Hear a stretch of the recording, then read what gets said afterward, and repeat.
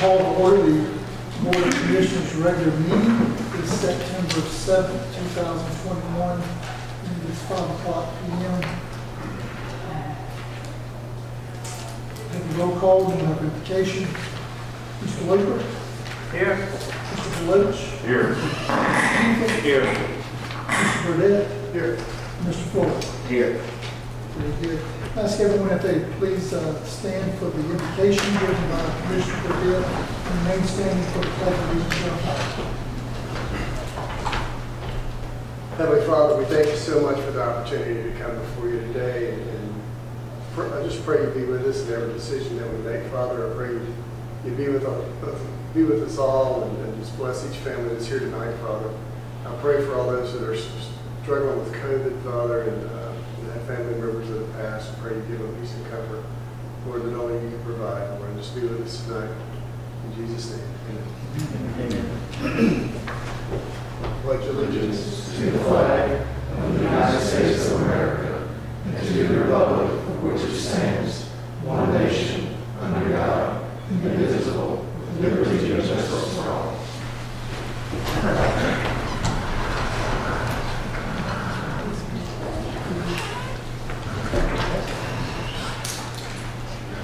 That moves us down to item number 5, the agenda approval, consideration of a resolution to approve the agenda. Are there any additions or corrections to the agenda? Yes, sir, I have one. Okay. Items number 14, 15, 16, 17, and 18, we cannot hear them tonight. Okay. We can,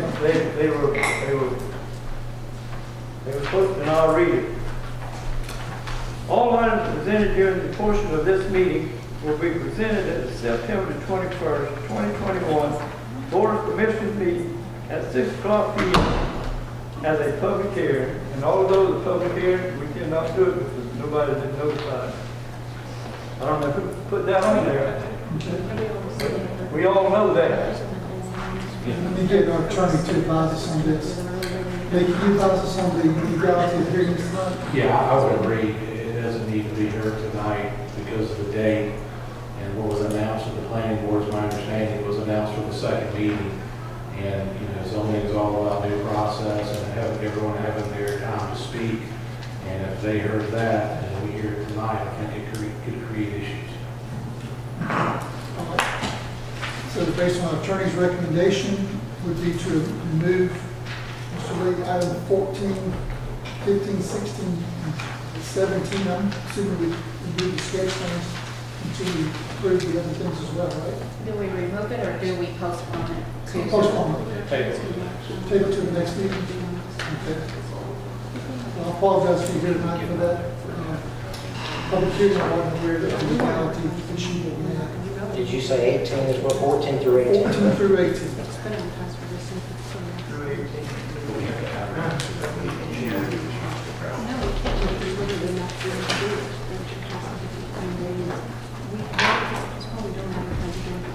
Mr. Chairman? Yes. The concern is, which was brought up, is that we may want to have the public hearing parts tonight, Lee, end in 2 weeks because it was advertised for tonight. No, you're wrong. I I just read you when it was advertised, Tim. I just read you when it was advertised. Let's let our attorney respond to this, please. It creates issues. I mean, it creates issues. If it was announced at the other meeting, and then it's even in the agenda. That's right, and that's my point, is that if there's anybody here on the public hearing portion of this, Nobody knows about it. Nobody knows about it, Mr. Tim. Loper, let's find out. We announced it at the planning board. That it was going to be tonight? Whenever we have, I just read it to you. What did it say? that was on the agenda, but then on the rare occasion that someone requests that we move it up to a different meeting, in this case, the attorney who represents And you us. got to earn a new business. Will be That's out not new business. It's the planning board. Mr. Loper, please let him finish. I don't hear both sides. You may be exactly right. I don't hear both sides. We knew about this very early, so we were able to advertise it. Greg Coleman is the engineer, so he's been my main contact, and then Philip McCorkle is the attorney, and we've also been in contact with him very early on. We knew that this was going to be a conflict for Mr. McCorkle, so we were able to advertise for September 7th, and that's the ad that Tim's looking at there. Okay, I understand it was advertised from that standpoint, but the night of the public hearing that was before the planning board, were the people who came to that hearing instructed that this would be before the board at our second meeting. 21st. Yeah, the chairman of the planning board always announces that, as you read there, he always announces that. And I got a question, and I'll shut before up. each case, we usually, and I'm not going to guarantee that I remember to say this, but usually I'll say this is going to be at the September 7th meeting. And the one person who, I mean, I can't guarantee I said that, the one person who I've been in contact with who's part of the opposition called last week, and I told her it was on tonight too. So the notification letters, I think, certainly the ad in the paper. I got one question for you. How did you advertise it was going to be heard tonight?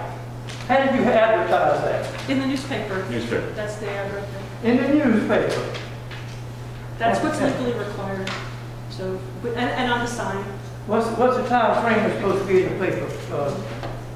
How long is it supposed to be in the paper before it's out, when you advertise something? 2 weeks? 15 days. Is it 15 days from the time that email went out? Yes, because. No, it's not. It's put out the 2nd. I got a copy of it.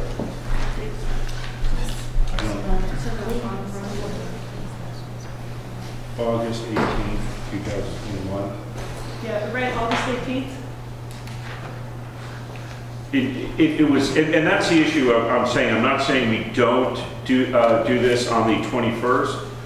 My concern is that if we do it on the 21st and not have a public hearing also this evening, folks on the 21st can say, I read in the newspaper that it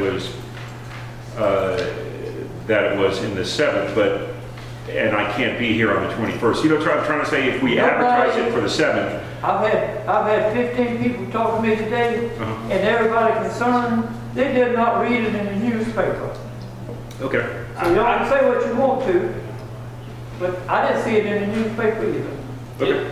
I just want to speak. I don't want to argue with legal counsel for sure, so we can, and I see we're trying to do both, but I've talked to the only 4 interested parties that have been vocal, and all 4 of them did know about tonight. I'm not saying we go forward. I'm just saying the 4 that I have talked to. But I had one, I talked 30 minutes ago that it was on that road, and they said they had been notified, no way whatsoever, they didn't know anything about it. So I'm just telling you what I heard. I think it doesn't cause confusion, but it's not typically a schedule. And so basically what happened at the meeting, there was that blanket statement about the 21st or 22nd? 21st, right? And then on the sign that's in front and in the newspaper, it said the 7th. That's the only reason I'm recommending, if it's possible, to have public hearings on both nights, and folks have come here for that purpose this evening, that might be a consideration. Either or, if we want to wait, tell folks to come back on the 21st, that's fine too. Anyway, I don't see the need for 2 public hearings, because if we announce it to our folks who are here tonight, that we're going to hear this on the 21st, right. They're covered. And then we put it in the paper and advertise it appropriately, those folks will cover. We won't be able to get in. Whatever we decide tonight, I don't think we need 2 public hearings. I think Okay. that would be issues of our time. I understand where you're coming from. So your legal opinion that we have less issue if we go ahead and table this to the next meeting. And then if I could show of hands of those who are here for this item tonight. Okay. The board have to take a vote on the agenda. If they vote on this agenda tonight to not hear this until the 21st, that will be when the public hearing will actually be, where we advertise for 15 days. So that you'll be aware tonight from the statement and vote, and then the folks who heard it at that meeting that was going to be the 21st will be complying with that, and then anybody else who's in the. The only thing, it won't be advertised. Why not? because we can't get it in on time. One time it'd be 15 days. That's good. This already tells you when it's gonna be, Chairman. But you also advertise. You have to advertise it still, that was your first, that was your. You have to, in the legal organ, there's a, yeah. The fact that we table it, though, if it's advertised for night, but yet we still table it, that's not notice No, we have enough. to- we have to advertise It is. 15 days for public hearing. He's correct.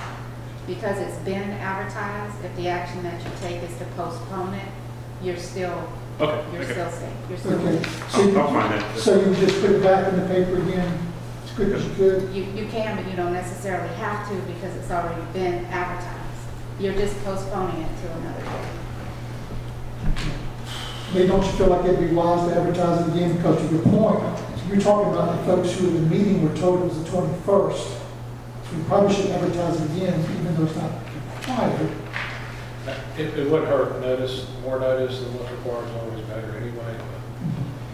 Okay, so you're still opinion, wait till the 21st, and then we can, staff can advertise another time? Okay, all right. All right, so we have agenda before us, we have 4 items, 14 through 18, that we need to, can we just leave on the agenda and table them? That'd be the way to do it then? If you want to, yes, sir. Mr. Loeb, we're going to leave these on the agenda. When we get to it, you can enter a motion to table these items to the 21st. That's fine. Okay? And then we can take a vote on the tabling at that time. And that may be the way to proceed, so we don't have to re-advertise and so forth. Okay? So we're going to have no other additions or corrections to the agenda. We do have additions, several, and you have this information with you. It was also emailed to you in advance. So we will be adding as new business number 21, consideration to approve a bonus payment for EMS personnel. New business number 22 is consideration to approve amendment number 2 of the intergovernmental agreement for juvenile court. New business 23 is consideration to approve amendment number 1 to the Guyton Fire Building Lease Agreement. New business 24 is consideration to approve change order number 1 for APAC Atlantic related to BJ McCall, the alignment project. And new business number 25 is consideration to approve to ratify the BOC intergovernmental agreement and to amend resolution number 021039 to correct grammatical errors. These are the additional changes. Yes, I don't want to speak on that other issue. I just want to make sure, are we going to be so rigid that we can't accommodate a petitioner that can't be here? And just going forward, how do we address it? I mean, I know we have to follow the law, but I want to make sure what we're going to do going forward. I think it's a good question. I know it's happened in the past, and you know, so if we're not going to do it, we need to make sure we never do it. Well, let's do this, we can. Let's get the agenda approved, since we didn't take the agenda. I've never Make a motion. Let's have that discussion. We can hear from those who are here on that item tonight. Okay? And I'm not arguing with anybody. We just got petitioners sitting out here. It's an awkward situation we're in now. Let's hear from what the topic was, what the issues are, and see if the board wants to make another position. But let's get our agenda approved, so we start with our business, and then we can take a address and discussion of those items when it comes up to you. Okay? So we have our agenda before us. We have items 21 through 25 that I've heard us read off that are being added. Are there any other additions or corrections to the agenda? No. We have a motion to accept the agenda with the added items 21 through 25. So moved. Second.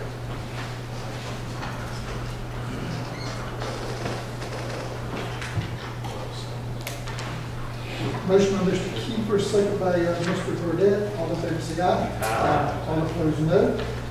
And we have our agenda. That was simple. Item number 6 is our minutes, consideration to approve the August 17th, 2021 regular meeting minutes, August 27th and 28th, 2021 retreat minutes, and the August 30th, 2021 special call meeting minutes. Are there any corrections or additions to any of these minutes? Do you have a motion to approve? Make a motion to approve as read. Second. Motion by Mr. Burdette, second by Mr. Loper to approve the minutes as as presented. All in favor say aye. All opposed, no. And the minutes are approved. I welcome those from our public tonight. Comments shall pertain to the agenda items only, please. And when you're speaking, please state your name clearly into the microphone so our clerk can make a record of that. All the correspondence and documents for this meeting are located in the clerk's office and on the Board of Commissioners website. And I hope you've had a chance to review that and ready to make comments at the appropriate time. We would ask you to keep your comments to 2 or 3 minutes if you could. That way anyone who wants to speak will have time to speak and won't have to cut it off. And that would be helpful. And with that, we'll move into our agenda items. Consent agendas first. It's number 9. We have 2 consent agenda items. The first one is consideration to approve a lease agreement for the radio communication tower with the State Properties Commission of Georgia Forestry Commission.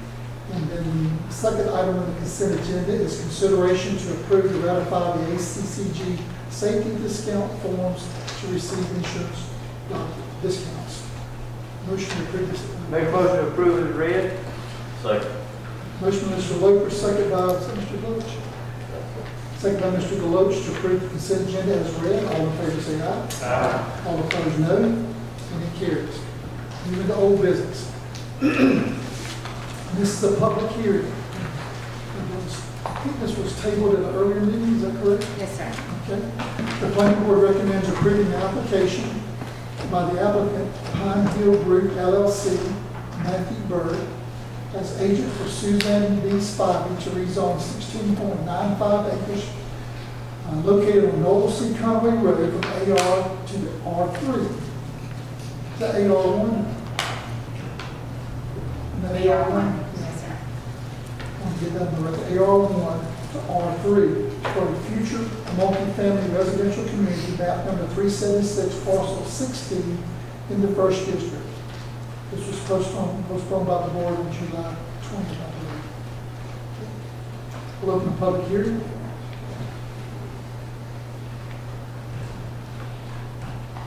So this land, as you noted, was currently zoned AR1, and the applicant wishes to rezone to R3 to build a townhouse development. We talked about this on July 20th. His proposal is, this was the original concept plan that was submitted and which generated some discussion such that you then asked to table it to tonight. I believe the applicant has some conditions that he is suggesting be applied. That's not included in the staff report that was discussed separately. But staff, the planning board and staff both recommended approval at the time, and so I can answer any questions or Mr. Burns. I remember the first public hearing, the board expressed some concerns about parking and green space, and some of the concerns that would happen in that area. And if the applicant wants to come and make any additional conditions that may address the concerns, then we can proceed with the public hearing. Hey everybody, I'm Matt Bird with Pine Hill, agent for Susan Spivey. Thank you for having me tonight. As it was said earlier, we've, not just me, there's been quite a few people that have worked really hard on this particular project. Just to mention a few, some of the staff, Mr. Larson, Tim, myself, County Commissioner Floyd, Mr. Kiefer, Mr. Corbett, Mr. Loper, the landowner Susan Spivey, which is here, and also the seller's agent, Jen Rapin. Everybody has worked diligently since our last meeting. We've had another, I believe I'll call it a staff meeting, where some of us got together and discussed some of these provisions. From the discussions and the meetings, I'm here this afternoon to voluntarily propose the following conditions for the record and hopefully have y'all support and county approval. The first condition I'd like to propose voluntarily is the sidewalks shall be continuous, be installed on both sides of the street and at least 4 feet wide. The second one is parking shall consist of at least 2 per owner parking in front of each dwelling. There should be at least 50% off-street parking. Just for an example, if there's 100 units, there'll be an extra 50 parking spaces throughout the community. The Homeowners Association restrictive covenants shall have the exact verbiage. There shall be no on-street parking allowed. Any vehicles that are left on the street shall be towed at owner's expense, and we will enforce this with our signs and HOA code enforcers. Number 3, the community center's clubhouse shall be centrally located to ensure visibility and safety. Inside the community, there should be at least 2 playgrounds, 4 picnic areas, a dog park, and a walking trail, all of which will be constructed to ensure visibility and safety. The community shall have a street lighting plan and street lighting to ensure proper lighting and visibility and safety.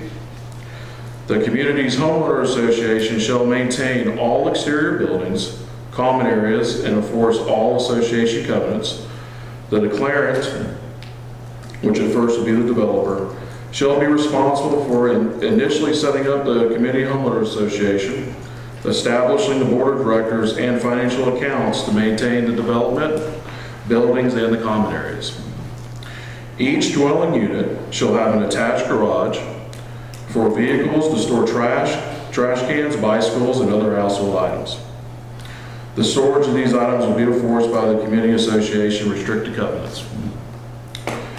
Number 7, the developer shall work diligently to gain approvals from the school board and the county to construct a school crossing pathway directly from the neighborhood to the school. The pathway shall be constructed with concrete, be connective, consider the utmost safety for the students, and ensure visibility. I've talked to Mr. Ford, and he is definitely in favor of working with us to make this happen. And he gave me an example at Marlow Elementary School. They do it there as well. Number 8, traffic improvements on Highway 30, the turn lanes. All requirements for the DOT shall be met by this development to include proper turn lanes, acceleration and deceleration lanes in and out of the community. And the last one, the facades of the building shall not all be vinyl. Different vinyl materials and bricks shall be incorporated into all building facades.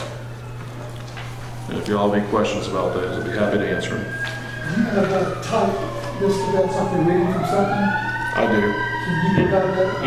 Email it to me so I You can. got that? Okay, because we're making that to the record if it should. Yep. Okay, all right.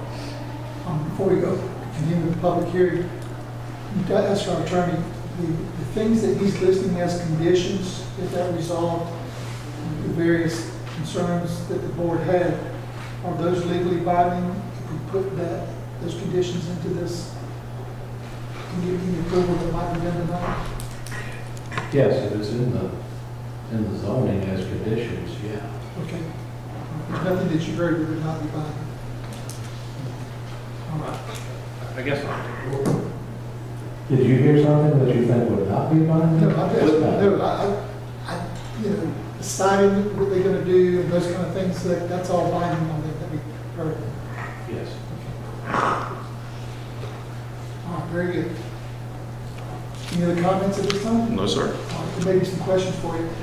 Is there anyone else tonight speaking for or against this rezoning? Now's the time if you have any comments for or against this rezoning that you'd like to comment on. Yes. As the landowner, of course, I'm for it. Okay. I think I've already gone on the record. The old hearing didn't go away. I didn't leave. I just want to make sure everybody has a chance to speak to the issues for or against. Seeing no one else, I'm going to close the public hearing. You might stay at the microphone in case there's some questions for you. Okay. And we'll discuss them on the board. Okay. I hate there was a delay getting where we are today, but I appreciate the work that Mr. Bird and Tim and Eric and others have put in to try to address the concerns. This will be the first multifamily development in District 1, and I appreciate you stepping up. And hopefully it'll set an example for other builders to come in the area. Yes, sir. I don't remember all the concerns. I remember the one or two that I had. I remember some of the ones that sound like they've made a real good faith effort to address those concerns. I don't think there was anything that was not addressed. Tim, do you remember? I mean, I think he hit every button. No, yes, everyone.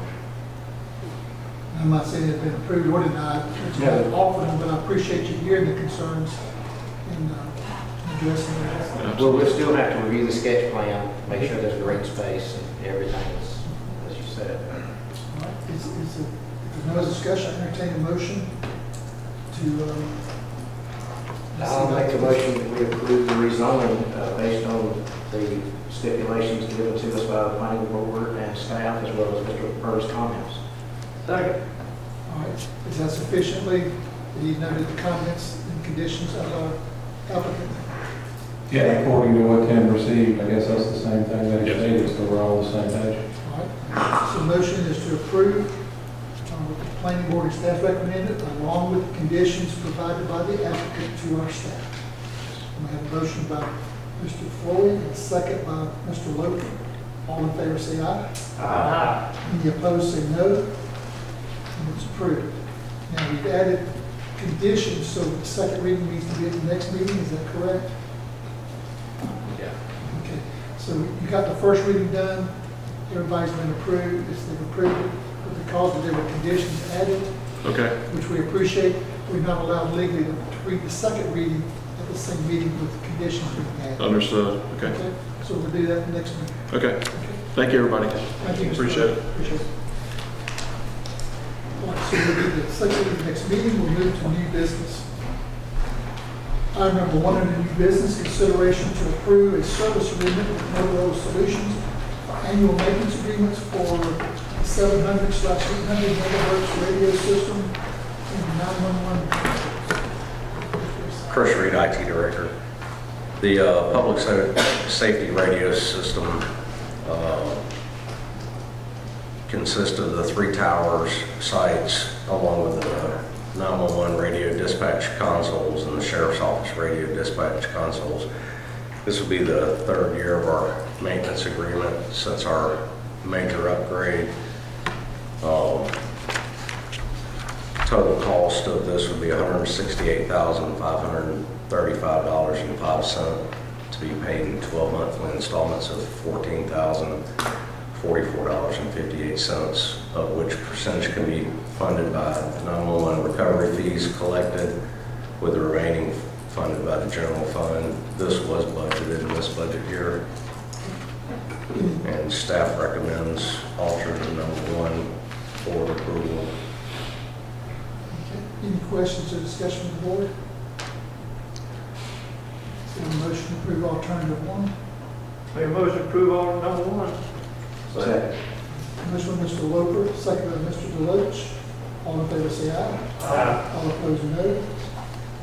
And carries. Thank you. Thank you. Item number 2, consideration to approve resolution 21-042 to correct the error on the previously adopted 2021 fire fee resolution. My name is Mark Barnes, Deputy Director of Finance. The fire fee resolution that was adopted on June 1st, 2021 had a typographical error where the top tier of the industrial fees had a square footage component that was written as 16 cents per square foot. It should have been 1.6 cents per square foot. This resolution corrects that error, and staff recommends alternative 1, approve the corrective resolution for 2021 fire fees. That's been a huge revenue generator. All right, now I noticed that as well, I can put it to our attention. Any questions, discussion, or motion for alternative 1? Make a motion to approve alternative 1. Second. Motion by Mr. Kiefer, second by Mr. Deloach to approve alternative 1. All in favor say aye. Aye. All opposed no. And it carries unanimously. Item number 3, consideration to approve Council Employees Assistant Program contract with Anthem and enter into a contract with Maritime. Good evening, Vicki Dunn, HR Director. Yes, sir, staff is requesting authorization to cancel our Employee Assistance Program contract with Anthem and approve an amendment to our service agreement with Maritime for a new Employee Assistance Program. When we moved from Anthem to self-insured, our network of providers. Didn't get the service we've had. No, sir. All right. And so by moving to Maritime and doing an amendment to our service agreement, we'll have our network of providers available to the Employee Assistance Program, so they'll be easier to send our employees where they need to go. only a $7,000 increase. Yes, sir. Service for employees. Any And questions? it's a much better program. Thank you so much for doing that. Any questions, discussion for the resource director? Motion to approve alternative one. Make a motion to approve alternative one. You said that? I did. Sir. Is that the motion? You never hear me, it was me. I can't hear this. Oh, you made the motion? It was me. I can't hear these things. It goes around. So motion by Mr. Floyd, second by It's fine. Mr. Gordon. All in favor, say aye. All opposed, no. It carries. Thank Look you. up and see his lips are moving. Well, I can't see your lips. All right. All right, item number 4, new business. And I apologize, Mr. Floyd. That's okay. I'm just up there. I'm on the roll.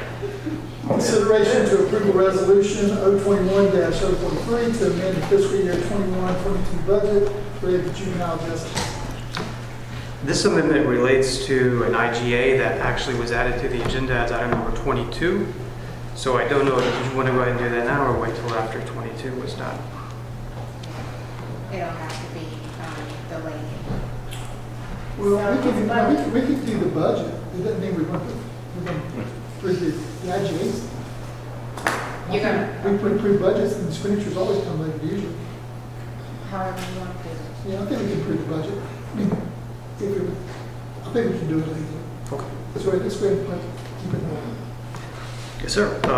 This budget amendment increases the juvenile court department by $150,000 in accordance with the amendment to the IGA that's coming tonight. And of this increase, the other circuit counties will be invoiced for their share of $96,000 of that. And staff recommends approval of the budget amendment. So all we're doing tonight, Jim, is approving the financing for the IGA that's coming out. That's correct, and that's at the end. You know, kind of like we do when we do our budget for all the expenses we're going to spend in the next year. Any question or discussion? Motion for alternative one. Make a motion to approve all number 1. Motion by Mr. Lopez, second by Mr. Deloach, I believe. All in favor, say aye. All opposed, no. And it carries. All right. Consideration, this number 6, consideration to approve to accept a grant award from the Georgia Department of Natural Resources, Coastal Incentive Grant Program. You skipped one. Possibly. Skip number 5. Skip 5. So I had divided it into 5, that's why I skipped, I apologize. Let's go back to number 5. Consideration to approve resolution 021-044 to amend the fiscal year 21-22 budget related to Effingham Health Systems. Okay, this amendment covers the COVID-related disbursements to the hospital that was approved in the August 30th Commissioners meeting. For the time being, these funds are coming from the general fund as a loan. Staff recommends alternative number 1, approve the resolution to amend the fiscal year 22 budget. Any questions or discussion? Motion for alternative 1. Make motion to approve alternative 1. Second. Motion by Mr. Deloach, second by Mr. Kiefer. All in favor, say aye. Aye. All opposed, no. And it carries. Now we're number 6. Consideration to approve to accept a grant award from Georgia Department of Natural Resources, Coastal Incentive Grant Program. Okay, back in November of 2020, the board approved the grant application through the Georgia DNR for this funding. $80,000 for this award has been awarded to the county, which will be utilized for the Stormwater Master Plan. And this is a reimbursement-based grant. And staff recommends alternative 1, approve acceptance of this grant award. Any questions or discussion? Motion for alternative 1. Make motion for alternative 1. Second. Motion by Mr. Deloach, second by Mr. Lopez to approve alternative 1. All in favor, say aye. Aye. All opposed, no. And it carries. Item number 7, consideration to approve amendment to the solid waste collection and recycling service agreement with Atlantic Waste Services Incorporated, contract renewal. Yes, sir. Good evening. Allison Bruton, purchasing agent. This amendment will extend the term of the agreement through December 31st, 2025, with automatic extensions for up to 2 additional 4-year terms, unless either party gives notice of termination. It also addresses a fee for the convenience center, tire disposal, and acceptance of non-perishable and non-hazardous waste from the county and city public works. And staff's recommending alternative 1. question or discussion for purchasing agent? Motion for alternative one. Make a motion to approve all number one. Second. Motion by Mr. Loper, is that Mr. George made the second? All in favor say aye. Aye. All opposed, no. It carries. Item number 8, consideration to approve the area rescue monitoring agreement with Southeastern System Technologies for new administration building. Yes, sir. So the area of rescue agreement is $360 annually, and the commercial fire monitoring agreement is $541 annually. These agreements are for 1-year terms and will renew automatically for successive terms. Southeastern System Technologies currently monitors the Springfield Library and the Judicial Complex as well, and staff's recommending alternative one. Motion for alternative one. Make a motion to approve alternative one. Second. Motion by Mr. Burdette, second by Mr. Kiefer for alternative one. All in favor say aye. Aye. All opposed, no. Hearing none, it carries. Item number 9, consideration to approve a list of vehicles for lease through the Enterprise Fleet Program. Yes, sir. So the vehicles we're requesting are there's one 2021 Chevrolet Silverado 2500, which will go to facilities maintenance, and 4 Chevrolet Express 3500 passenger vans that will go to the prison. So staff's recommending alternative one. Do we think we can actually get these vehicles, or this is just what we're wanting? The goal is to get them. The other ones we can't get. Well, So these will actually come. yeah, these windows are still open to order these. And just to give you the board an update, we were notified last week that our order to Dodge from the factory for 2021 vehicles had to be canceled because of lack of chips. They're simply not going to produce the 21s anymore. And so we have to reorder them again when the 2022 window opens. So hopefully there won't be any issues next year. They'll be caught up again, but it's been a disappointment. Any other questions or discussion? Motion for alternative one. I make a motion to approve alternative one. Second. Motion by Mr. Deloach, second by Mr. Loper, to approve alternative one. All in favor say aye. Aye. All opposed, no. Hearing none, it carries. Item number 10, consideration to approve to award contract 22-001 with S&ME Incorporated for planning consultant for development services code revisions. Yes, sir. So the purpose of this RFP was to find a qualified consultant to assist development services with the code revisions, which would include a comprehensive plan amendment to update the future land use map and character areas map, the zoning ordinance, subdivision regulations, and engineering design standards. Vendors were asked to provide a total not to exceed cost for the project. One bid was received by S&Me Incorporated, and their total is $172,440. The proposal was reviewed by Assistant County Manager Eric Larson and Teresa Concanon. Staff's recommending alternative one. Do we send out requests to specific contractors or just advertise for it? Yes, it was originally posted on the Georgia Department of Administrative Services site as well as the county website. When we didn't get a whole lot of response or any response from that at all, I met with Eric Larson and Teresa, and they gave me a list of other vendors, which we did reach out to directly. But so we tried. I understand this one's very qualified, very skilled, it came under budget. All that's good. I just wanted to see what we did to try to get more people to. I think the only thing we could have done differently was to break it up, which would have extended it much longer. So. That's my question. You have a question, discussion from the board? I'm just curious, and maybe a Tim question. The comprehensive plan they're including, would this be the comprehensive plan? Yes. So we could involve the cities?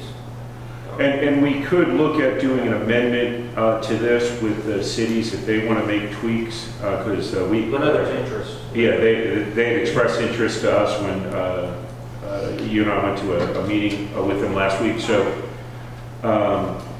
we could potentially do an amendment, and they could be, because the process is the same. You still have to have the public hearings and so on and so forth. So if you're going to make a change on the county future use side, and the cities want to use our process to make any changes that they want to make, we can offer that to them as well. Any other questions or discussion? Do you have a motion for alternative one?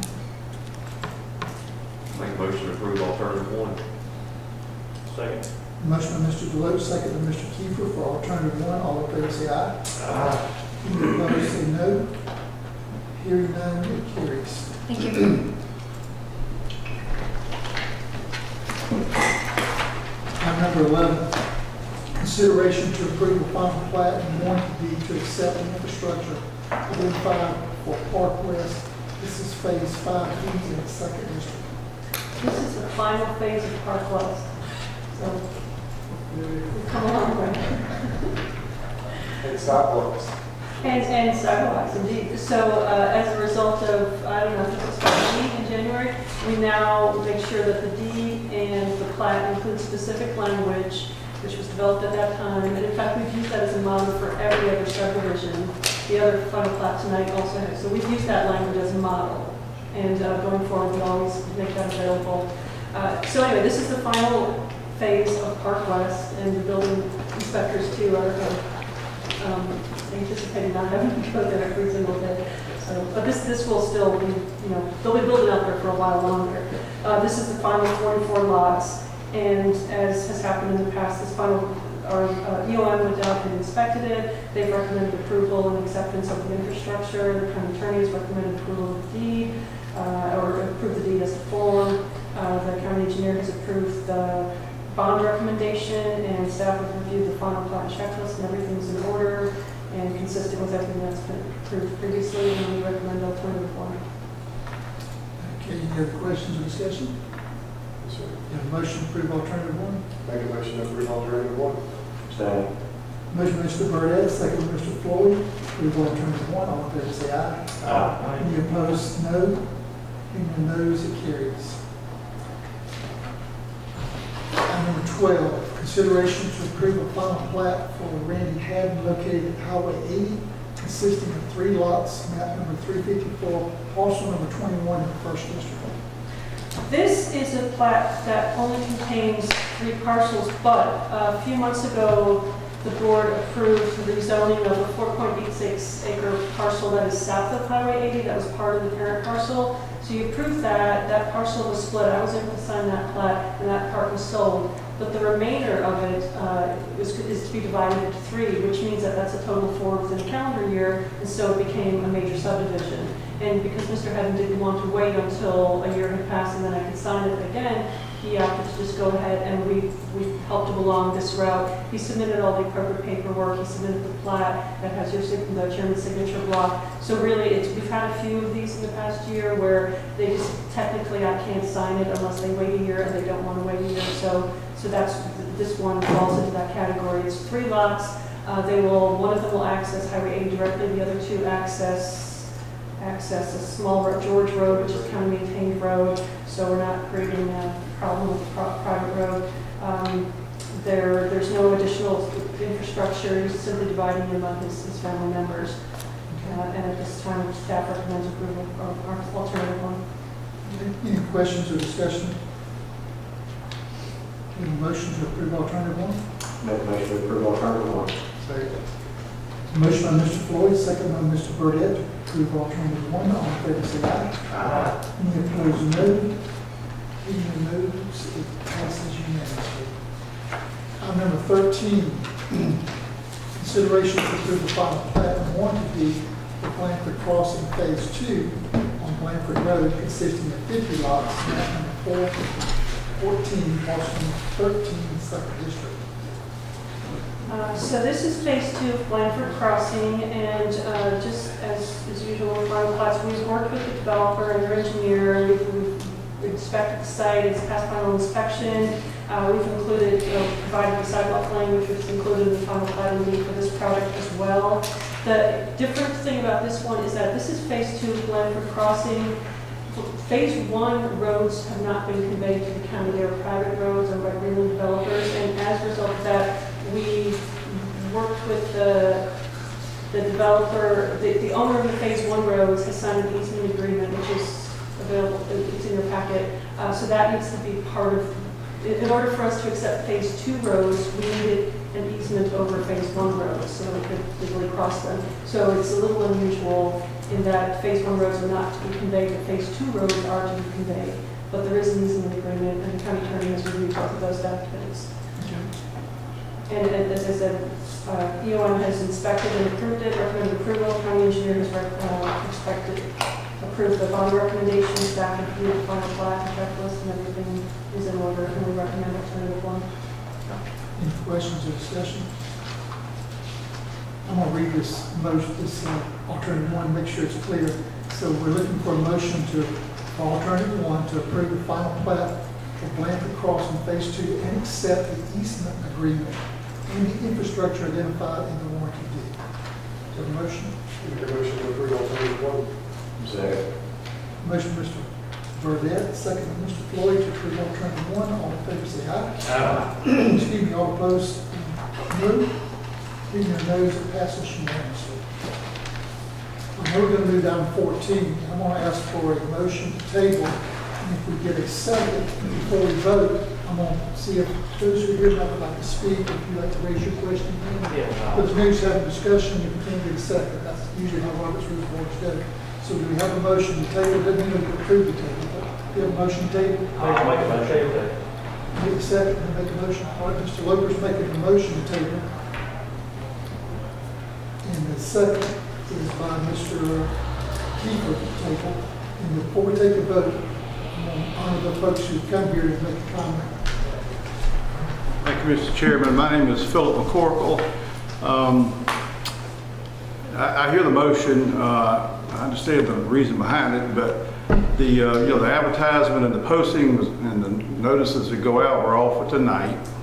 I think moving the meeting to a date certain takes care of any need to re-advertise or repost. And I'm not here to argue with the motion. There are only 3 people here opposing this application at Planning and Zoning, and 2 of them are here tonight. So I don't know how much the words on the Planning and Zoning agenda made any difference as to who came tonight or not. Again, I'm not here to argue about it, though I'd rather be on the side of the angels and just let it, we'll come back. But not on the 21st, please. Neither Mr. Coleman nor myself can be here. So my client will be without representation. So if you're going to table it, I'd rather you do it to the 5th, I believe, is the next meeting, if possible. That would be no hardship. That'd be better for you to take it. We can't be here on the 21st. My client would have no representation. So it'd be better. All right. Thank you, sir. Did you want to raise your question again? Any discussion? Well, if anybody else wanted to speak. Does anybody else want to speak? We're not having a public hearing yet, but if you want to speak to this motion. I was at the meeting before. Can you get the microphone, please, ma'am, and state your name clearly?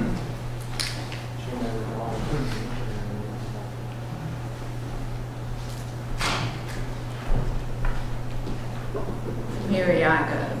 I was at the meeting before. It was announced September 21st, and I only knew like an hour ago that they were doing this tonight, so I had to come up here to do this to state our case. It was not, I'm not saying it wasn't in the paper. I didn't see it, and I did not receive a letter, as I usually do, about these meetings. So I do think this was just, I don't know how it got to be tonight. Nobody that I know of was informed that it was to be tonight. But, you know, that's the only thing I say is it wasn't. I appreciate it. I think we're on a good page. I think the reason it sounded like it was put up because the representation couldn't be here at the next meeting, so we're trying to accommodate. Staff was trying to accommodate. But it sounds like they're willing to wait till October. So I'm going to ask the person who made the motion, Mr. Loper, if you would add to that the date of the October, is it 3rd? 5th. And talk to the 5th. Make a motion to table it to October the 5th. Can you accept that in your second? I will. Okay. So the motion is to table to October 5th. Any other discussion? I see you like you make some comment. No, I'm saying we can adjust, that gives us time to A, advertise in the paper again, and B, change the signs. All right, very good. So Now, should we make that motion to include 14 through 18, right? So I'm going to go do it again, I apologize. Mr. Weber, we've got motions for 14 through 18, and seconds for 14 through 18. Is that correct? Mr. Keeper? Yeah. Okay. But I would, before you call for a vote, is this going to be the norm going forward? Yeah. Absolutely. Is this going to be the absolute norm going forward? What's that? There are no, that we will make no accommodations. Well, let me address that. I just want to make sure. Yeah, this might help us with this. Tonight, we have on our agenda for a change, to approve the change of the public hearing of the planning board to the third week, which will allow it in the future to always be on our first meeting in the month, our first Tuesday. And the design for that is so that developers don't have to wait. And we're trying to make it, they don't have to wait 4 to 5 weeks when there's a 13-week month in court. So it won't be on the second meeting? Correct. That's the reason we're moving it back to the third to allow. So this is an anomaly, really. It won't happen. It could happen in September because they might not change the meeting in September. October going forward, it should always be the next meeting. And then they'll have 2 weeks from then to our next 2 weeks in a day, which allows them to advertise the board's meeting, and it gives 2 weeks to get our agenda done and corrected and put on there, so developers don't have to wait, or landowners don't have to wait 4 to 5 weeks. And that's the reason this other items on the agenda are wrong. So I think it won't be an issue in the future. This has never happened. I've been here for 16 years, and we never did this for zoning. Never. All right. 16 years, we never did that. We have. Not in zoning, but here, public hearing. Well, that's not, it won't happen in the future anyway, because we're trying to change so we can be more friendly to our landowners and constituents and developers. You have to wait 4 or 5 weeks. Yeah, and I'm not saying because we've done it in the past, that's a reason to do something wrong. I'm not saying that. Tonight was made because of the confusion it caused. Yes, I think it was designed to accommodate the folks because the representation could be available. But be that as, we have a motion and a second for October 5th. All in favor say aye. Aye. All opposed, no. Hearing none, it passes unanimously to be tabled to September 5th, October 5th. October. I appreciate the applicant's patience with that tonight. So 14 through 18.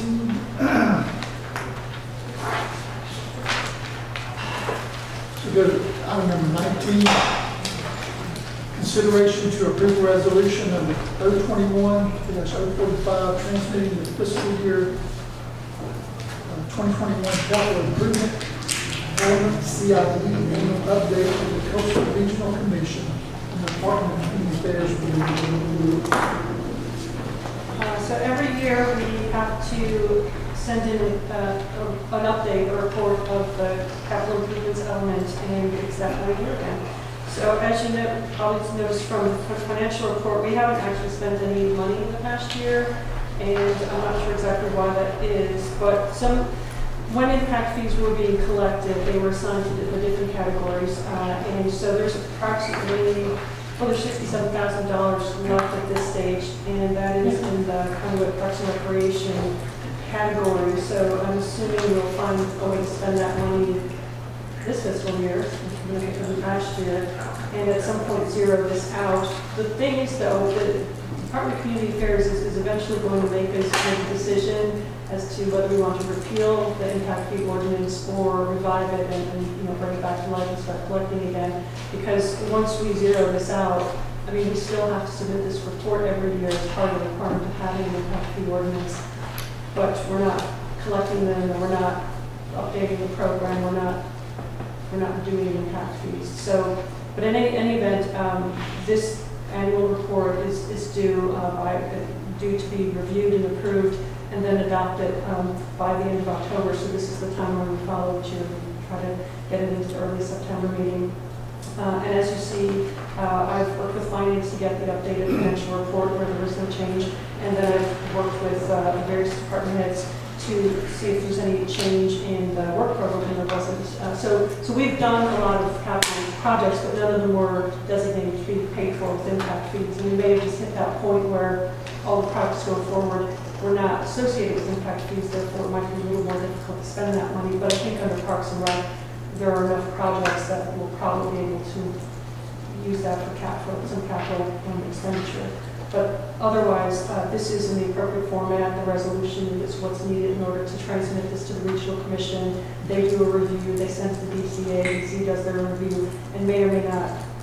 They threatened in the past, that they will come down and make a decision, but they may come back with either the basic approval letter, or they may make a suggestion that we revisit the ordinance and decide what we want to do with it. Okay. Tim, I see you leaning into your microphone. Would you make a comment? No, I'm just saying there were no eligible projects that were contracted this year. We anticipate there will, or last year, we anticipate there will be this year. I personally, I admittedly have always advocated to get rid of the impact fee ordinance. But I've always been told in the past we couldn't because we have monies. That's right. And how do we spend those monies to zero? It's like I can't get the chicken or the egg. Well, we finally spent it, I think, last fiscal year on some of the other categories. And this is the last remaining pot that's left. And so we hope to get a project contract out there that we can partially fund it with this and zero it out. And then that will give you the option at that point to rescind the ordinance. And maybe that's not the answer, but we need to probably have that conversation. That's right. What was the utility that had these impact fees? Was it land disturbance, road impacts? What was impact fee for? Impacts to recover the cost. There was roads and parks. Yeah, they were all over the place. And public safety. Recreation, public safety. Yeah. And so they're all calculated in different ways. And water and sewer, I believe. Have we used up all the water and sewer? Yeah. It's just the roads and recreation, we haven't used that. Probably just haven't taken the time to define that. What? Probably just haven't defined, we got plenty of uses for it. Well, we do, but the issue is we have to have a contract out there because 65,000 is not going to do it. And I don't think we could have done this from McCall Park. It probably would have to be for, what's that park? Clarence Morgan. The next improvement we do to Clarence Morgan, we can probably use these funds for.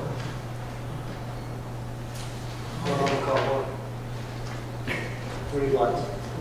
Well, it has to be identified. It had to be identified in advance, right? Any other question, discussion? We have a motion to approve alternative one. I make a motion to approve alternative one. Second. A motion by Mr. Burdette, second by Mr. Floyd to approve alternative one. All in favor say aye. Aye. Any opposed say no. Hearing none, passes unanimously. Item number 20, consideration to approve the second reading of ordinance to amend Appendix C, Article number 7, Planning Board Section 7.1.2, meetings of the Effingham County Code of Ordinances.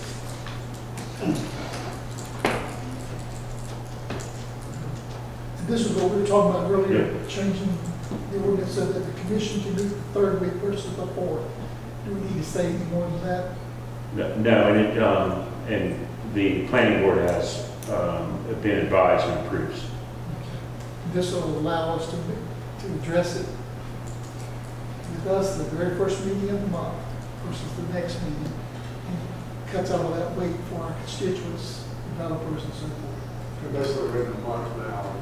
Once they get a, And if it's a 5-week month, yeah. we're waiting 5 weeks, which that happens 4 times a year.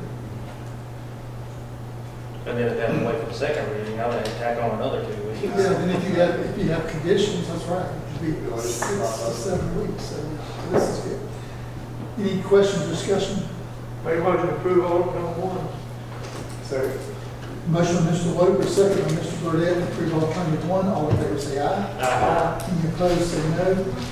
Hearing your no's, it passes unanimously. We go to the additional agenda items. Number 21, consideration to approve, I'm gonna call this a COVID premium. I'm not sure if it's a COVID premium that we pay for emergency medical services for our personnel, $57,750. Yes, sir. Staff is recommending a COVID premium pay merit for EMS personnel in recognition of the outstanding performance during the coronavirus pandemic, especially during extreme outbreaks in 2020 and here in 2021. The request has been reviewed and approved by the county manager. Funding source will be the American Rescue Plan Act. Vicki. Sir. I mean, that's good, EMS is working hard, but how about the firemen and the first responders and all this then? I talked to them about this too. We need to come up with something to help. I'm sure that they need some help too. Absolutely, yes, sir. I believe the plan is to recommend premium payments for fire and sheriff's office coming up. This will be the first of 3, basically. Okay. Yeah, I think on the next, talk to Tim, I think on the next agenda is getting with Chief to look at what his thoughts are related to our first responders and whoever else might have been taxed during this time, and see what we can do to let them really appreciate their efforts too. I know first responders have gone out sometimes because EMS is not available because they've got so many calls. So we'll be looked at. It's good. I appreciate it. All right.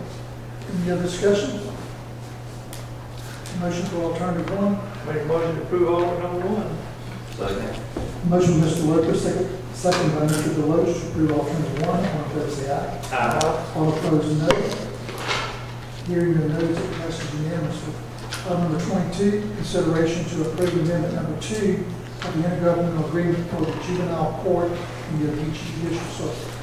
Yes, sir. Staff staff recommends a renewal of the intergovernmental agreement for juvenile court with Amendment 2. And what Amendment 2 will be doing is adding additional funding to pay for 2 independent contractors that will serve as the guardian ad litem attorneys for the clients of the juvenile court.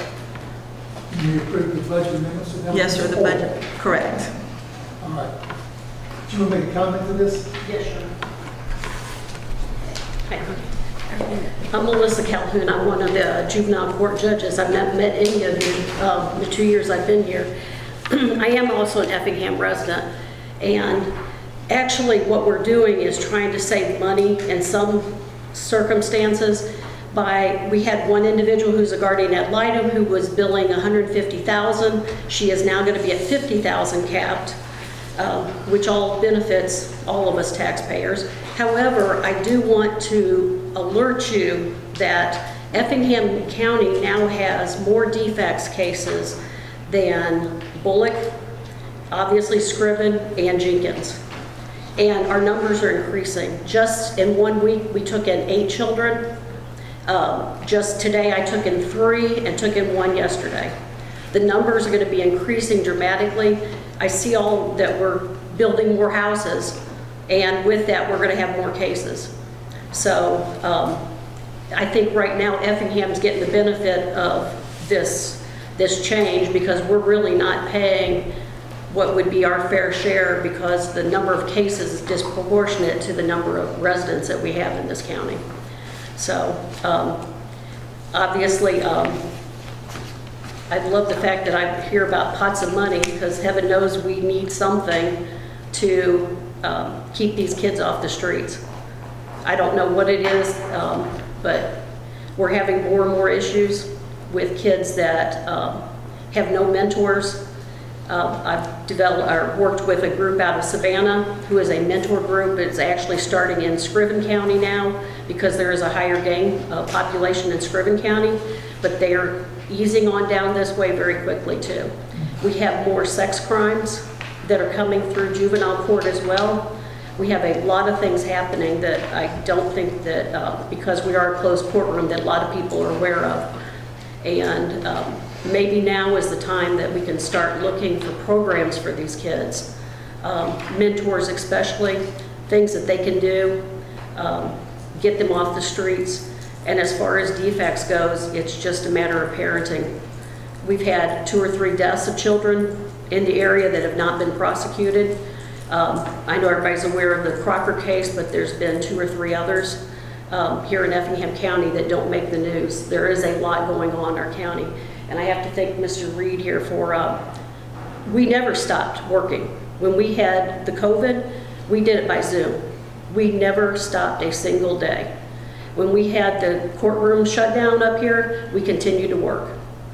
If I'm out of this weekend, you know, we got cases and we've been, you know, devoted to those.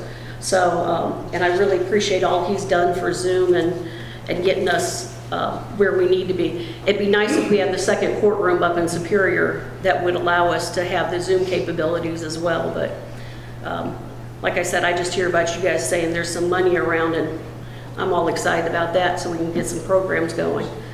Did you say we have more cases than Chatham? Not Chatham, no, sir. Okay. Than Bullock. Bullock has a higher population, but we have more defects cases. And some of them are more serious.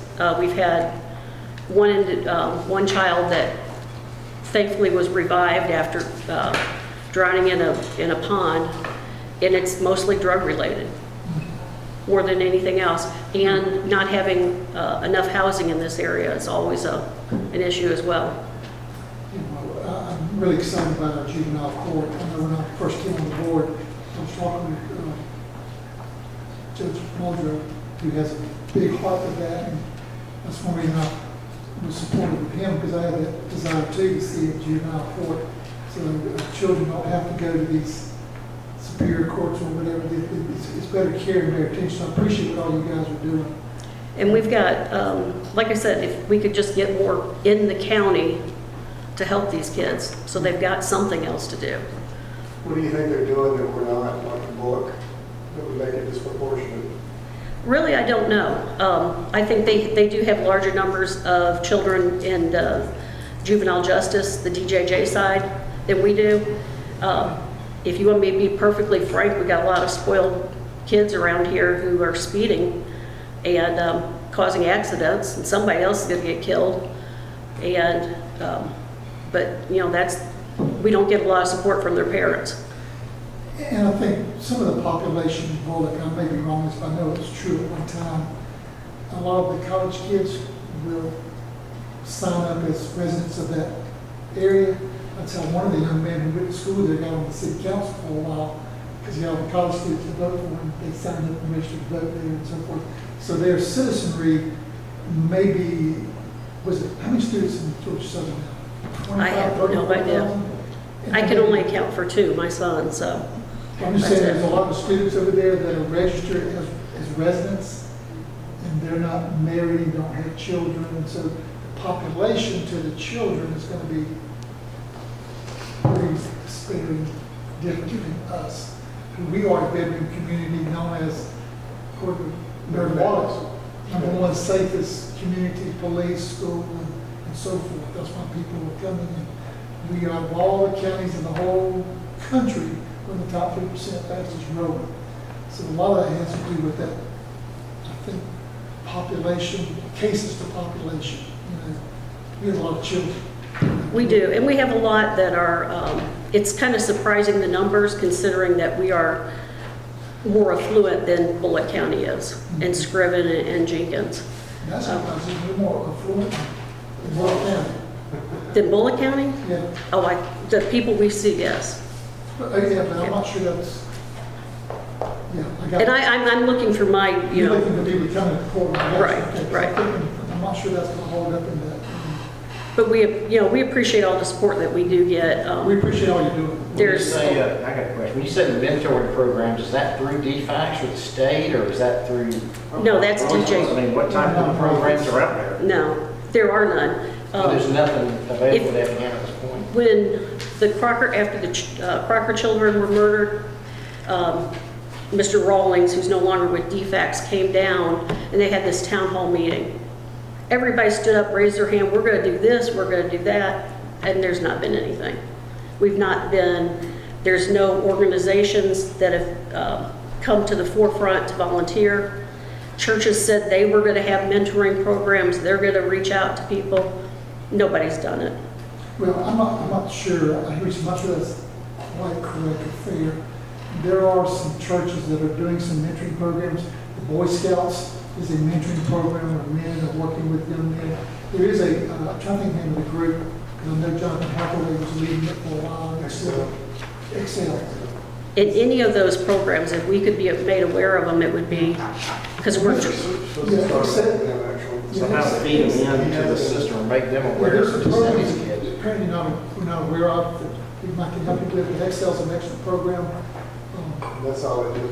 That's all they do. that would be phenomenal, because this group that I've reached out to is called League of Brawn or Men of Brawn, and they're actually in Savannah, but they do come all the way to help us. We're fortunate that we're able to pay them at least their expenses because we have the supervision fees that we have access to. But we don't always, when that fund runs out, we're pretty much on our own as to that. But any programs or anybody who's aware of churches who are reaching out, even a push for foster care. One thing, Tim, might be good is to get something out to the local, and I don't know what we can do, leave that, just thinking out loud. We can talk about it later.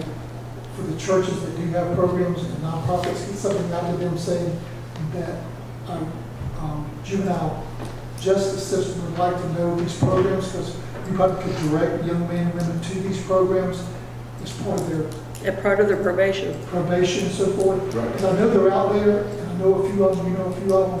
And if somehow we can communicate with our community, please give them the address and the number and name, because they would like to know so they have a place to place these. Right, and there are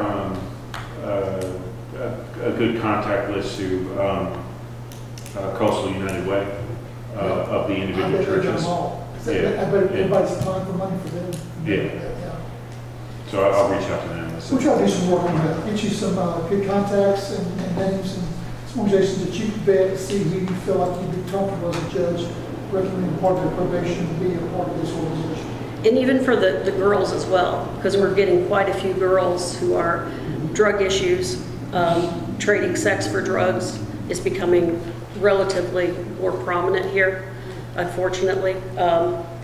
And then we have to worry about the sex trafficking and so on. And I know that none of us want that becoming more. I think getting out ahead of this is good for our community, because as we grow, this problem is going to be compounded. So if we can connect the two, I think it's going to be great. So we'll work on that with you. I appreciate that. Check that with us in about 4 months and let's see what you've done. We're going to have another workshop and see if we can have it followed up on that. Thank you very much. Thank you. All right, good discussion. Any other questions, discussion this item? We have a motion to approve alternative one. Motion to approve alternative one. Motion, Mr. Burdette, second, Mr. Floyd, to approve alternative one. All in favor, say aye. Any opposed, say no. Hearing the noes, it passes unanimously. Thank you. Moves to item number 23, consideration to approve amendment 1 to the Guyton Fire Building Lease Agreement. Sorry. Good evening, Allison Bruton, purchasing agent. This amendment will take the space that we're currently occupying at the Guyton Fire Building from 1 bay to 2, and that is the only thing changing. The staff's recommending alternative 1. Any question, discussion? Make motion to approve alternative 1. Motion from Mr. Loper, second, Mr. Deloach, say that here. Yes. Alternative 1, all in favor, say aye. All opposed, no. Hearing the noes, it passes unanimously. Item number 24, consideration to approve change order number 1, APAC Atlantic, related to the Blue Jay McCall Road realignment project. Yes, sir. So due to the known presence of wetlands and an unreasonably wet summer, the existing cleared ground has not dried to the extent predicted by the geotechnical engineer's report. An undercutting of unsuitable organic soil was recommended to support the roadway fill. This request is consistent with the project specifications, and the resultant change order is for $25,590.60 and 0 days to additional days to complete the project. So staff is requesting alternative 1. Not requesting additional days due to the rain, but you are requesting additional funds. Can you help me understand that again, why? My understanding is that the ground is not drying like they wanted it to, or the soil is not drying. Correct me if I'm wrong. Where they're getting their soil from is not drying? or the soil that's out there. I'm presenting for Eric, so I'm sorry. They need to purchase additional material, soil material, for the project. The project has a scope on material for a certain amount, and this is above and beyond. Sorry. So they can keep it with packaging. That's They're right. on track. I'm with you. It's because the scope has changed. From our standpoint, they've got to get some additional Material, soil that's right. material. Thought they were just charging us more for material because they couldn't get where they were going to get it from. No, I'm sorry. I read it just like you wrote it. Thought I understood it till you read it. All right, sounds good. I understand. Any other questions or discussion? Motion for alternative one. Make a motion to approve alternative one. Second. Motion by Mr. Deloach, second Mr. Walker to approve alternative one. All in favor say aye. Aye. Any opposed say no. Any carries. I read that question because I just drove by there and I saw them put all this field dirt. I said, they got the field dirt. What are you talking about? You know? Yeah, every time I drive by, my kids always have something to say about it. They're putting it So. in as we speak, and I'm thinking, well, anyway, but I understand that. Yes, sir. Thank you. Thank you. Item number 25, consideration to approve to ratify special purpose local option sales tax SPLOST intergovernmental agreement between Effingham County and the cities of Lincoln, Springfield, Guyton, and command resolution 021-039 to correct grammatical errors. Yes, Mr. Chairman, there was some spelling errors, some mathematical errors where we didn't change, where we changed numbers in certain, two locations, but not a third. In the process of negotiating this with the three cities, we corrected them all, and we would just simply like to, since we are talking about a resolution associated with a referendum, we want to get all of our I's dotted and T's crossed to approve the corrected version. And this does not affect the date of it that the election supervisor has all the information she needs to the state. So we're just correcting the grammatical corrections. Any good questions or discussions? Motion for alternative one. Make a motion to approve alternative one. Second. Motion by Mr. Burdette, second by Mr. Deloach. All in favor say aye. Aye. All opposed, no. Hearing no no's, it passes unanimously. I believe that concludes our regular business. So we'll move to reports from commissioners and staff. We'll begin with our staff tonight. Yeah, I just have really brief on the COVID issue, and I can say that the EMS staff, because of what they've had to deal with over the last 2 weeks, last month and a half, have done an exemplary job. But there is some good news that looks like it's on the horizon. Our 14-day averages for COVID have gone up every single day, and that has now for I think 6 weeks, and that came down for the first time, I believe, on Friday, and it came down for the second time today. And so if you look at our chart, you'll see that it's not up there, but you'll see that it's starting to show a trend downward. And it should continue because my understanding over the last 3 days, our call volume has normalized. So, Well, after watching college football this weekend, there wasn't a whole lot of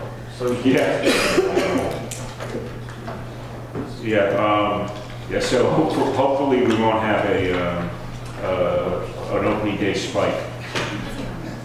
But that's where we are on it. Hopefully that, and for the record, the Fulvic seems to be following the same pattern that we are, just about a week in advance of us. So hopefully we're following that track. And that's all I have. Okay.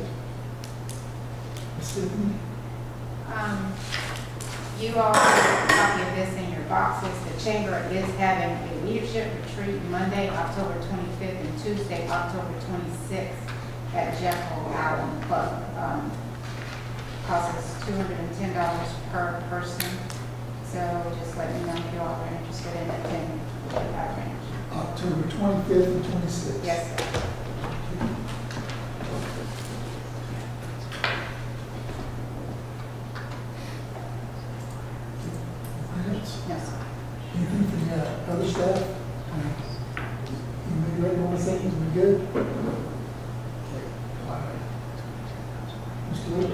ready to go? Mr. Leach? Yeah, a couple things. The equipment bid that was due this past week, I assume that'll be on our next agenda. Correct, right? Heavy equipment? I believe so. I plan to follow up with BOM and Eric tomorrow to find out exactly how they want to move forward, but that's my understanding. Okay. They're just reviewing the quotes. And I don't know if Phil may bring this up. We were talking earlier today, and I was just curious. I remember one time we were talking about some possible federal money for Abercorn boat landing. What was it? Fish and Wildlife Association or something? Yeah, I met with them on site. This was the Savannah National Wildlife Habitat Preserve folks. And they said there may be funds available, and they got feedback from what I've got from the board. I let them know just about putting some, I think, paddleboard or launches at the site. My guess is, like everything else in the federal government, it's probably related to infrastructure. The infrastructure funding, to see if they'll have any additional funding, and they're waiting on that, but I've not heard back from them since that meeting. I was just curious. I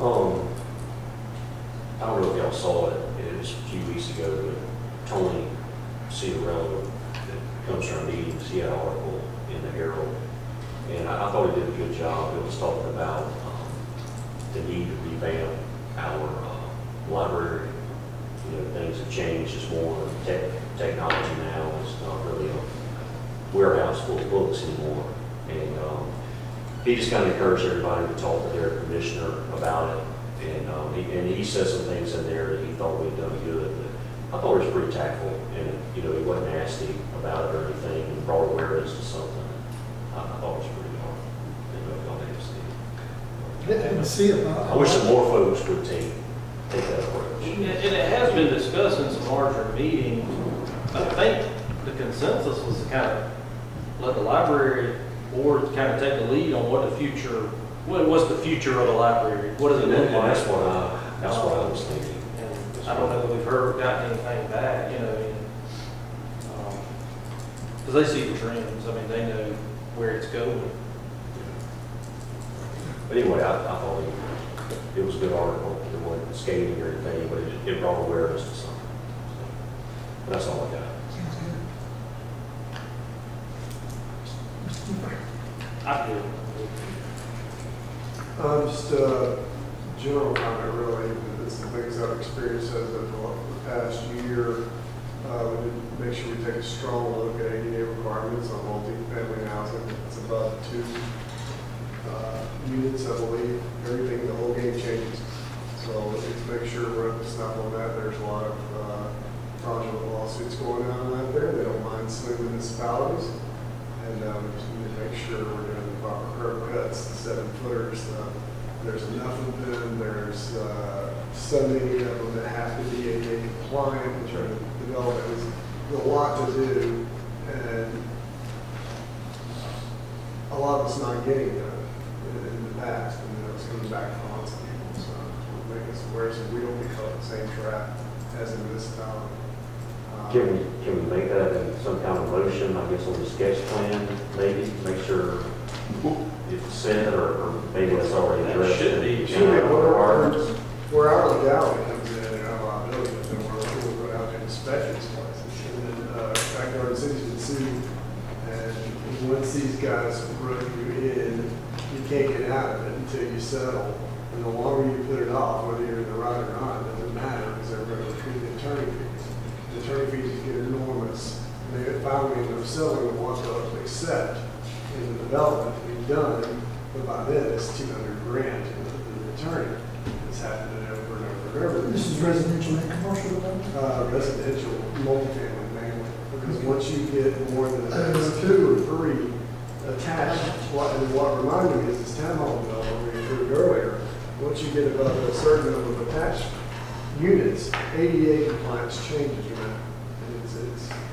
It's bathrooms on the side. It's common area stuff. It's curb cuts at different places. It's a lot to it, up and above what a normal permit inspection process would normally permit. So they run the Garden City in this apartment complex. Of course, they have more than 2 attached units. And that went on for like a year and a half. They fought it. And they still have the attorneys. I didn't even know for residential, you have to build a house ADA compliant. Well, it's not for house multifamily, like an attached townhome project. Multifamily rental is the... Doesn't matter if it's real. There are substantially higher requirements for rentals. You don't have to do a percentage availability for ADA compliance unless it's rental. That's not true. Absolutely not true. I'm in the middle of one right now. Okay. If they can go back to the contract and we did some tower and you build it, if it's not built ADA compliant, whether it's for sale or for rent. Okay. The rental doesn't have a plan. Well, it sounds like, I hear both. And there's a number of right now experiencing that to a great degree and very painful degree because and they're for sale and they're rental. It doesn't matter. Okay. What you're saying is someone's being sued, that doesn't mean you're right. It doesn't matter whether they're right. That's the problem. So, I'm looking at both sides. One saying it's not required, you're saying it is required. It could be, it may not be required, but it didn't even get sued. Exactly. So, one thing we probably need, Mr. Ray says, get with our attorney, just see if there's anything there we need to beef up or look at. What do we need to be doing, if anything to address? And that targeting is there. Correct question, huh? They're already targeting this area, so once they move from one, they move to another. Yeah, but I'm not one that's wanting to change something if they legally don't have a grant stand on just because they're going to sue us. Then you get to pay out $250,000 because you're, where you stand your ground. Well, not necessarily. Yes, I'm telling No, you. you know, I'm talking about how the ACCG, we pay for them to represent us in cases like that. So Then it drags on and on, and that's what they're after is the attorney fees. I'm And they had some, what they do, they have an ADA guy come in as a specialist, and they'll look at the development. And the only thing that the qualification is how many units are attached to each other. Once you have development, so many units attached to each other, then everything has to be ADA guidelines. I hear you. Not the whole thing. I hear you. Whether it's sell or for rent or whatever. I hear you. I just want them to look at it and give us the thoughts legally. Yeah, I mean, that's fine. I want to make us aware, I care about this county. We see it happening. The attorneys that we hired, it's for Carl Hilton.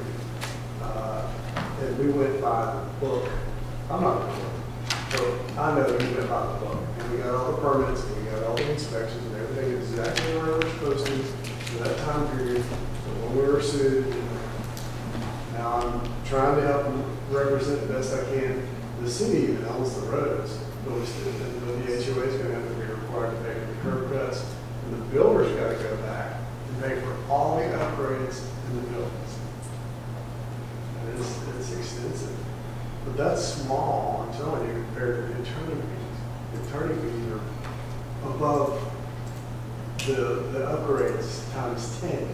Let me get to one point. We are aware of the differences for rental for sure, right? Oh, yeah, and we have requirements under the ADA,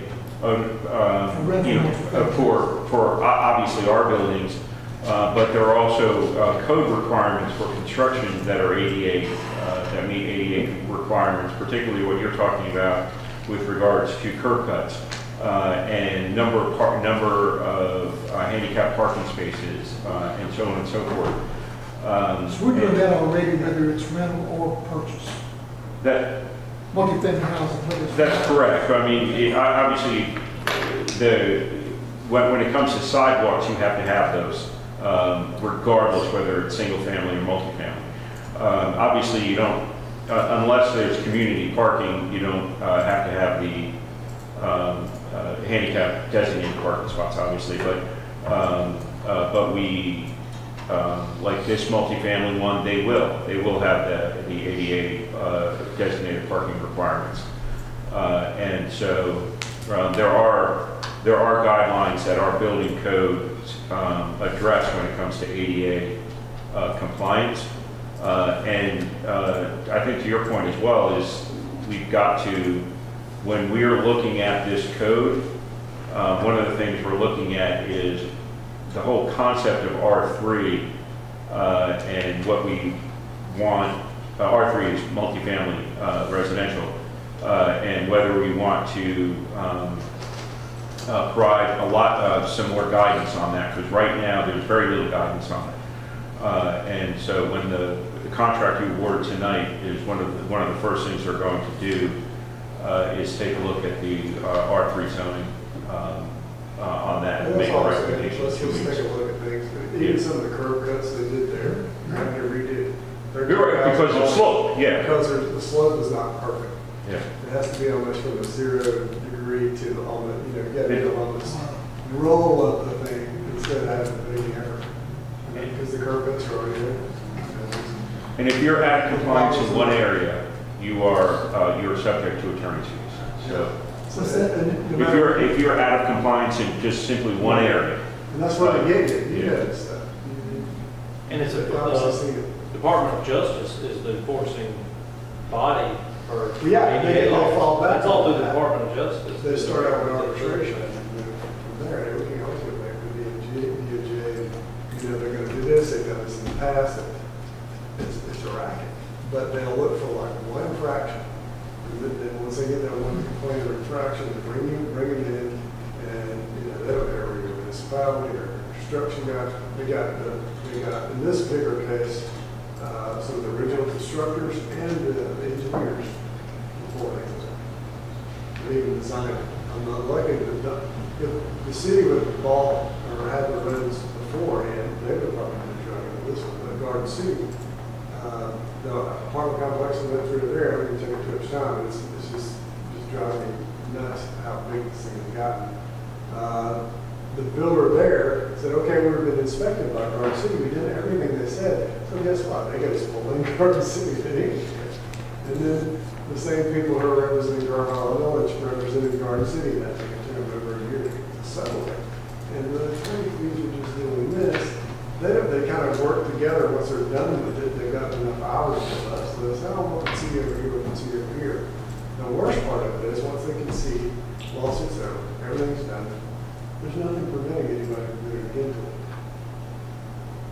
If they find one infraction, they hit them on pool gates and different things that were done all up to compliance as originally. But once, like I say, once they find one thing, they just bring this expert in and bring your expert in, and that's more money. It's crazy. So I mean, we can ramble on. That's what It'll be worth following up on. You've apparently seen some Commissioner Burnett's concerns, and maybe you know more than 9 out of 10 people I've talked to about it. So. maybe in the next month or two, you can give us a report on where we're at and what conference we have. Yeah, and then when we have our kickoff meeting with the code folks, that's an issue I'll bring up with them as well, to make sure they're included in that. Some of these people are orders. Well, they bidders. They went back to the developers. Well, if they can include this in their work, that'll be huge to get that into our process. Okay? They have to show injury, right? So they have to have someone that's. Just a complaint. Handicap. That's what I mean. They have to have a sidewalk. They have to have someone. Yeah, they put all that on record. You go from there. We did the same thing in the apartment complex. Lawyers. No offense. There are good ones out there. Mr. Burnett? Just wanted to mention, ask about the first responder grant application that we were talking about a couple of meetings ago. There was some money within the grant for the COVID thing. Oh, so the are you talking about governors? Yes. Yes. Okay.